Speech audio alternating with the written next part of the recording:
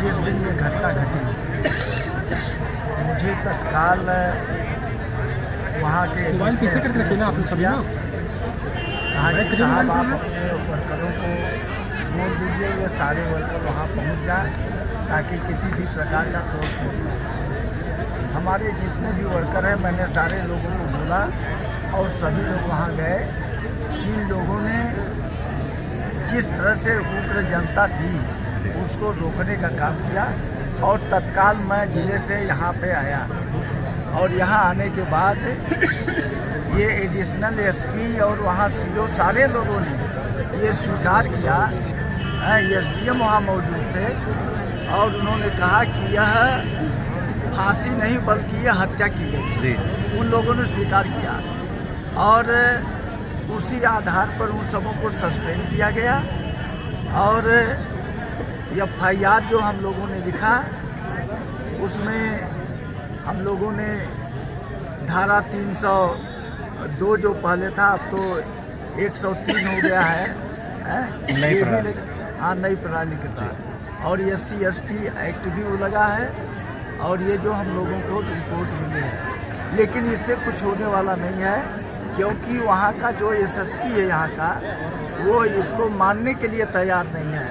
तो सबसे बड़ा दोषी तो SSP है। हम लोग जब यहाँ आए तो यहाँ पर पूरा PAC के लोग थे और लोकल जो पुलिस थी उस थाने की एक भी नहीं था। ये सारे के सारे लोग भाग गए थे रात में ही। अगर कोई वो फांसी लगा के मरता है तो आप घर वालों को सूचना दो, घर वालों को सूचना नहीं दिया और चोरी से लाश लेके पहले ही भाग गया। तो ये चीज़ साबित करता है कि इन लोगों ने हत्या किया है और वहाँ पर जो पोस्टमार्टम करने वाले लोग थे उनको भी विश्वास में लेकर के उनको भी डराया धमकाया और उनसे जो है गलत रिपोर्ट बनवा दिया। इसलिए हम लोगों का यहाँ के प्रशासन पर, विशेषकर पुलिस प्रशासन पर जरा सा भी विश्वास नहीं है कि इनसे न्याय मिलेगा। इसलिए हम लोग इसकी CBI जांच चाहते हैं कि जब तक CBI जांच नहीं होगी तब तक सही न्याय नहीं मिल पाएगा।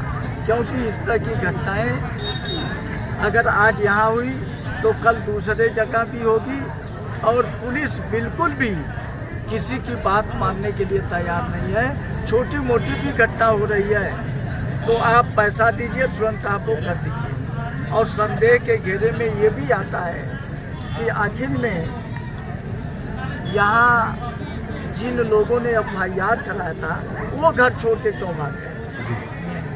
थानाध्यक्ष ये थाना छोड़ के क्यों भाग गया? दीवान क्यों छोड़ करके भाग गया? इसका मतलब है कि उन लोगों ने हत्या की है। जब भी फांसी होती है लगाता है कोई तो उसकी ज़बान बाहर निकल आती है, आँख निकल आती है, कान से खून आने लगता है। तो ऐसी कोई चीज़ नहीं है। उसकी हत्या जानबूझ करके लोगों ने पैसा लेकर के पुलिस अधिकारियों ने इस तरह से ये किया है।